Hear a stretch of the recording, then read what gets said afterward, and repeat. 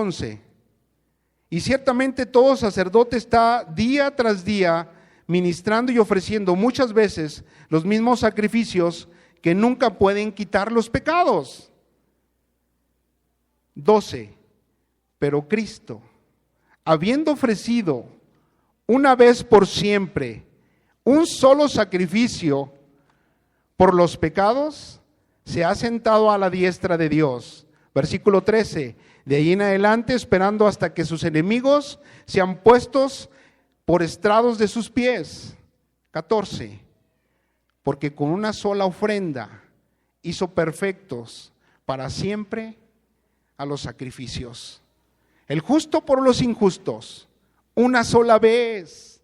Una sola vez Él fue a la cruz y murió por ti y por mí. Una sola vez derramó su sangre preciosa para derramar nuestros pecados. Él no intentó más sacrificios, incluso te dice ya no hay más sacrificios. Porque cuando hacemos otro tipo de sacrificios, que comúnmente lo hacemos cuando andábamos en el mundo, queriendo que eran agradables a Dios, ya no hay más sacrificios. Invalidaríamos el sacrificio del Hijo de Dios mismo. El Cordero derramó su sangre preciosa en el madero para pagar nuestras culpas.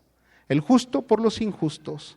Una sola vez para morir al pecado y limpiar nuestras purezas delante de Dios.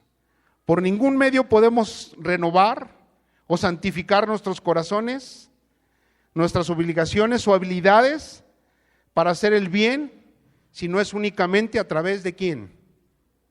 De Dios. Solamente Él. Solamente Él quita el pecado del mundo. Solamente Él. No hay nadie más. Acompáñame a Filipenses 2:13. Y es un versículo que ya conoces. Dice, porque Dios es el que en vosotros produce así el querer como el hacer. Él siempre quiere. Él lo va a hacer. Simplemente dile, aquí está mi corazón, Señor. Estoy dispuesto a que hagas tu voluntad. El hombre, en el poder de su naturaleza caída, no puede resistir ni hacer frente a los ataques de Satanás, sino que tiene que vestirse de la armadura de Dios. Ya lo dije hace rato, cuando la tentación, el pecado venga a tu vida, sométete a Dios, resiste a Él y Él va a huir de ti. Pero también te da una armadura para poder resistir a Él. Acompáñame a Efesios 6, 11 y 13. Y me voy a ir rapidito porque aún hay cosas que ver. ¿Ya lo tienes? Dice el versículo 11, por lo demás, hermanos míos, fortaleceos ¿en quién? ¿En quién? En el Señor y en el poder de su fuerza. Dice que no es con tu fuerza, no es con espada ni con ejército, sino con el poder de Jesús. Dice el 11, vestíos de toda armadura de Dios, para que podáis estar firmes contra las acechanzas ¿de quién? Del diablo, porque no tenemos lucha contra sangre y carne, sino contra principados, contra potestades, contra gobernadores de las tinieblas de este siglo, contra huestes espirituales de maldad en las regiones celestes. Por tanto, tomad la armadura de Dios para que podáis resistir en el día malo y habiendo acabado todo, estar siempre firmes. Porque en Cristo somos más que victoriosos. En Cristo conoceremos la verdad y la verdad nos hará libres. Amén. Tampoco somos capaces de desarmar al enemigo así tan fácil. Tenemos que pedir la ayuda de Dios. Ciertamente Pablo en una ocasión le pedía al Señor, Señor, quítame este aguijón. Quítame este aguijón. Y se lo dijo 3 veces dice la Biblia que se lo dijo. Quítame este aguijón. Y el Señor le dijo, bástate mi gracia para que mi poder se perfeccione en ti. Cuando más débiles en Cristo, humanamente, somos más firmes en Cristo Jesús, espiritualmente. Somos incapaces de arrebatarle el aguijón a Satanás, pero en Cristo todo es posible.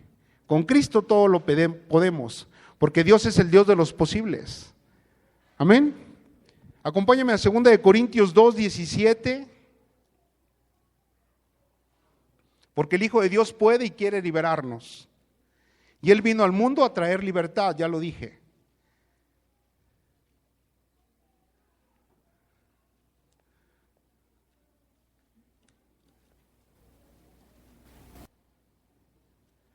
Permíteme.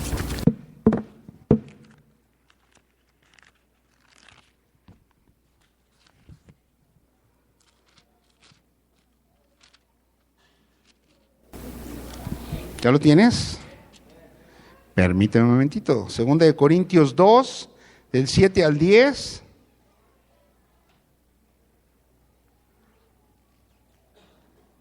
Es 12, perdón. Segunda de Corintios 12.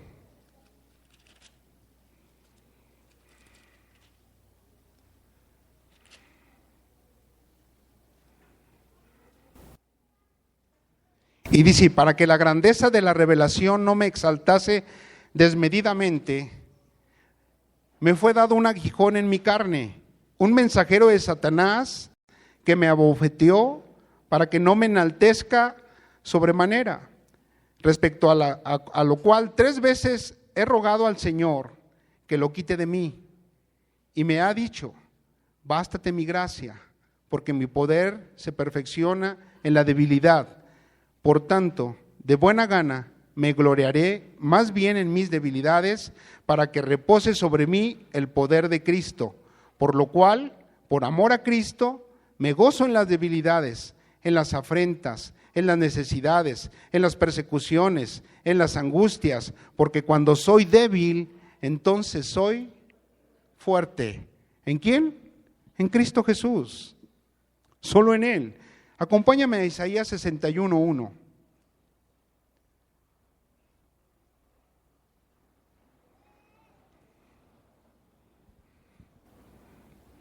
Y si vamos rápido, anótalos para que los puedas volver a releer en tu casa. Dice Isaías 61, versículo 1, el Espíritu de Jehová, del Señor, está sobre de mí, porque me ungió Jehová. Me ha enviado a predicar buenas nuevas a los abatidos, a vendar a los quebrantados de corazón, a publicar la libertad a los cautivos y a los presos apertura de la cárcel. Él vino a traer libertad. Él quiere traer libertad en tu persona. Él ha pagado con su propia vida el precio de la redención. Y ya lo dije, la redención es liberación, es salvación, es un pago la redención. Y la redención Él ya la hizo con su propia sangre. Acompáñame a 1 de Pedro 1:13 al 19.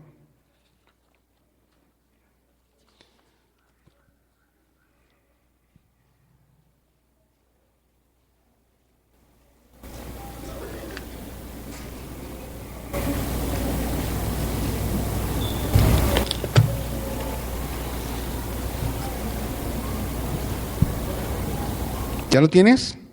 Dice, por tanto, perdón si voy demasiado rápido, es que son muchos versículos. Por tanto, ceñir los lomos de vuestro entendimiento, ser sobrios, esperad por completo en la gracia que se os traerá cuando Jesucristo sea manifestado. Como hijos obedientes, no os conforméis a los deseos que antes tenías estando en vuestra ignorancia, sino como aquel que os llamó es santo. Sed también vosotros santos en toda vuestra manera de vivir, porque escrito está, sed santos porque yo soy santo. Y si invocáis por Padre aquel que sin acepción de personas juzga según la obra de cada uno, conducíos en temor todo el tiempo de vuestra peregrinación, sabiendo que fuiste rescatados de vuestra vana manera de vivir, la cual recibiste de vuestros padres, no con cosas corruptibles como oro o plata, sino con la sangre preciosa de Cristo Jesús, como un cordero sin mancha y sin contaminación. Dícese, y ya destinado desde antes de la fundación del mundo, pero manifestado en los postreros tiempos por amor a vosotros. Él también ha sido comisionado para traernos libertad por medio de su poder. El Hijo de Dios vino a traer libertad. El Hijo de Dios vino a derramar su sangre preciosa, a romper el yugo de la esclavitud, del pecado y de la muerte. Él nunca negará esta bendición a ninguna de sus personas, porque escrito está, Él no hace excepción de personas. Él no distingue ni al negrito, ni al güerito, ni al que está prosperado, ni al que no lo está. Él no hace excepción de personas. Él vino a traer libertad al cautivo y todo aquel que a Él le recibe y que permanece en Él y que obedece a Él su palabra. En Juan 1:12 dice, mas a todos los que le recibieron, a todos los que creen en su nombre, ¿qué? Les dio potestad de ser hechos hijos de Dios. Y el ser hijo es un gran privilegio, porque ser hijo de Dios te hace coheredero de la gracia de Jesús mismo, te hace merecedor de los mismos beneficios que Jesucristo mismo. Entonces, tienes un Padre en el cual puedes suplicar y pedir. Tienes un Padre en el cual te puede cuidar y sustentar. Pero el ser verdaderamente libres está el Hijo de Dios, quien pagó el precio, quien murió en la sangre, quien derramó su sangre en el madero para purificar todos nuestros pecados. Qué gloriosa libertad hemos recibido. Qué favor y qué regalo tan grande hemos tenido, porque con amor eterno nos ha amado y ha prolongado misericordia, porque el Hijo de Dios vino como un regalo del Padre hacia nosotros, para morir en esa cruz, para padecer por nosotros, para ser crucificado en ese lugar. Y si no bajó, fue únicamente por amor a nosotros. Fue porque Él ya tenía un destino profético en esta tierra. Él sabía a lo que venía. Él sabía que tenía que morir de esa forma. Él ya tenía predestinado esa forma de vivir. ¿Pero para qué? Para libertarnos, para traer libertad a cada uno de sus hijos. Acompáñame a Romanos versículo 8, capítulo 1.